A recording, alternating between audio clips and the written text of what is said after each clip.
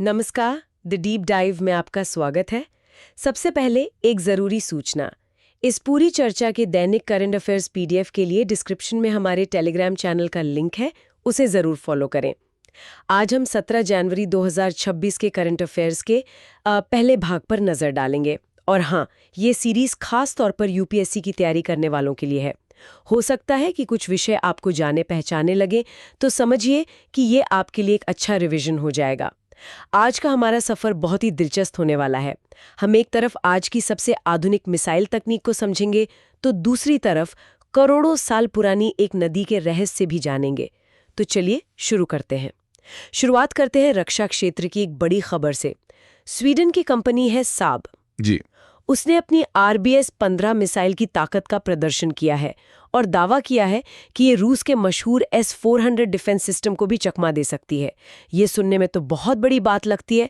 ये मिसाइल है क्या असल में? बिल्कुल, ये बहुत बड़ा दावा है। देखिए, ये एक दागो और भूल जाओ यानी फायर एंड फॉरगेट मिसाइल है। अच्छा।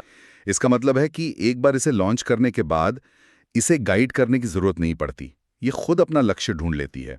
ये बनी तो है जहाजों को निशाना बनाने के लिए, लेकिन साथ ही जमीन पर मौजूद ठिकानों को भी तबाह कर सकती है। लेकिन एक मिनट, अगर इसकी रफ्तार आवाज से भी कम है, मतलब सबसोनिक है, तो क्या आज के एडवांस डिफेंस सिस्टम इसे आसानी से नहीं गिरा सकते? धीमी गति तो एक कमजोरी होनी चाहिए, है ना? यही इस मिसाइल का सबसे दिलचस्प पहलू है। इसकी ताकत रफ्तार नहीं, बल्कि इसकी चालाकी है।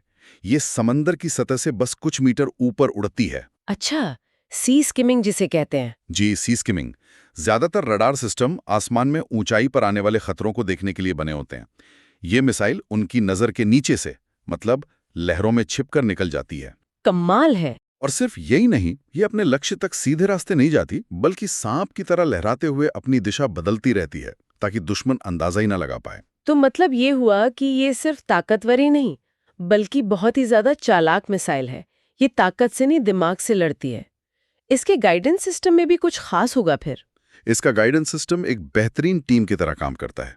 जीपीएस इसे बताता है कि तुम दुनिया में कहाँ हो। अगर जीपीएस सिग्नल जाम हो जाए, तो इसका इनर्शियल नेविगेशन सिस्टम रास्ता दिखाता है। मतलब ये रास्ता भटकेगी नहीं? बिल्कुल नहीं। फिर रेडार अल्टीमीटर इसे समुंदर से बिल्कुल सही ऊंचाई पर रखता है। और आखिर में इसका अपना KU बैंड रडार, जो एक टॉर्च की तरह अपने लक्ष्य को ढूंढकर उस पर लॉक हो जाता है। ये सब मिलकर इसे लगभग अचूक बना देते हैं। जी। तो एक तरफ तो ये इतनी हाई टेक, एकदम आधुनिक तकनीक है जी, जो कुछ ही दशकों में विकसित हुई है। करोड़ों साल लगे हैं। ऑस्ट्रेलिया की फिंके नदी। हाँ, फिंके नदी। मैंने सुना है इसे दुनिया की सबसे पुरानी नदी कहते हैं। हाँ, इसे स्थानीय अरेंटे लोग लारापिंटा भी कहते हैं। ये मध्य ऑस्ट्रेलिया की एक आंतरायिक यानी इंटरमिटेंट नदी है। आंतरायिक मतलब? ये साल भर नहीं बहती, सिर्फ बारिश के मौसम में ही इसमें बहाव होता है। ये मैकडॉनल्ड पर्वतमाला से निकलकर करीबन 600 किलोमीटर का सफर तय करती है और सिम्पसन रेगिस्तान में जाकर खो जाती है। ये तो कमाल की बात है। मतलब जब धरती पर डायनासोर भी ठीक से नहीं आए थे, तब से ये नदी बह रही है। वैज्ञानिक इस नतीजे पर पहुंचे कैसे? ये तो किसी टाइम मशीन से देखने जैसा लगता है। बिल्कुल, वैज्ञानिकों ने इसके लिए कई सुरागों को जोड़ा है। उन्होंने नदी के आसपास की चट्टानों की परतों का अध्ययन किया। ये देखा कि लाखों सालों में मौसम ने चट्टानों को कैसे काटा छांटा है। अच्छा। और सबसे जरूरी, नदी की तलछट में मौजूद खास रेडियो एक्टिव तत्वों की मात्रा को नापा। इन सब के आधार पर उन्होंने अंदाजा लगाया है कि ये नदी आज से लगभग 35 से 40 करोड़ साल पहले भी बह रही थी। गजब। ये वाकई में धरती के भूगोल का एक जिंदा जीवाश्म है, कह सकते हैं। तो बाकी समय ये सूखी रहती है? ज्यादातर समय ये पारी के छोटे छोटे कुंडों की एक लाइन जैसी दिखती है बस।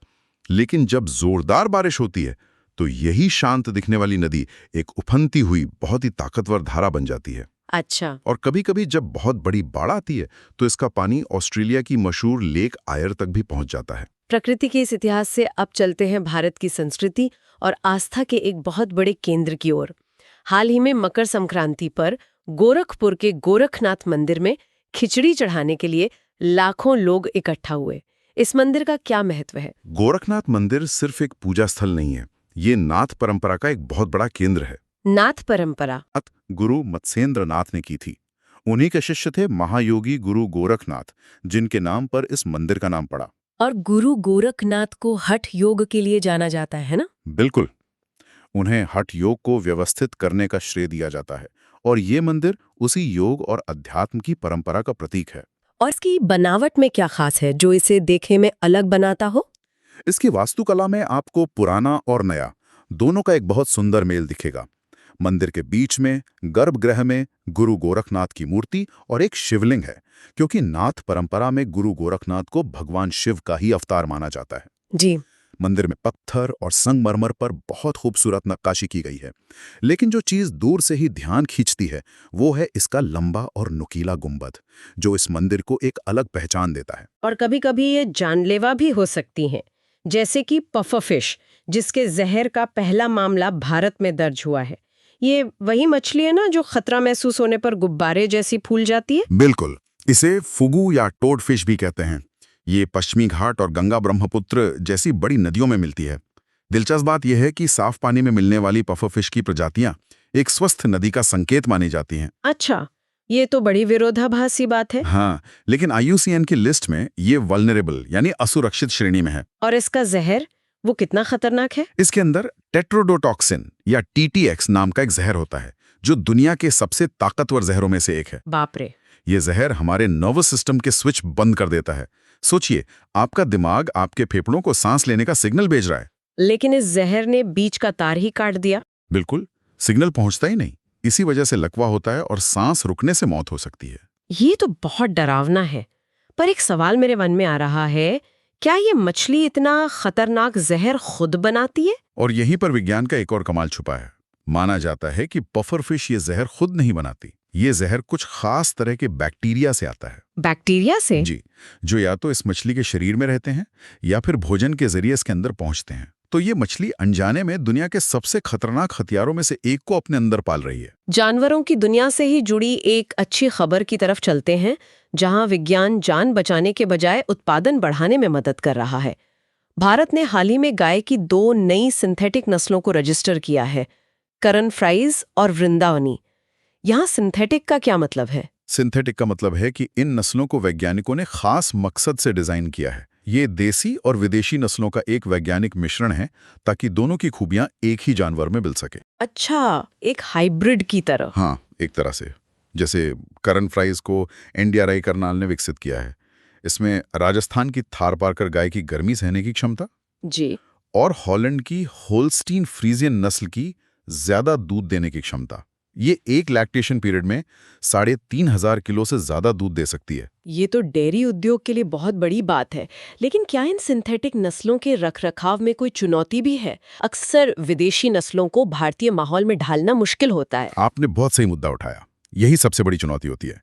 लेकिन इन नस्लों को विकसित करते समय इसी बात का ध्यान रखा गया है। दूसरी नस्ल वृंदावनी, जिसे बरेली के IVRI ने तैयार किया है, उसमें भी विदेशी नस्लों के साथ साथ देसी हरियाणवी नस्ल का खून है, ताकि वो यहाँ के माहौल में आसानी से रह सके। बिल्कुल, ताकि वो बीमारियों से लड़ सकें और यहाँ के माहौल में ढल सकें। इसका लक्ष्य भी दूध उत्पादन को बढ़ाना ही है। पर्यावरण से एक और खबर है। उड़ीसा के सिमलीपाल नेशनल पार्क में मगरमच्छों की गिनती हुई है और उनकी आबादी बढ़ी है। ये बहुत अच्छी बात है। ये पार्क इतना खास क्यों है? सिमलीपाल सिर्फ एक नेशनल पार्क नहीं है, ये एक पूरा इकोसिस्टम है। ये एक टाइगर रिजर्व भी है, एक बायोस्फीयर रिजर्व भी और एक हाथी रिजर्व भी।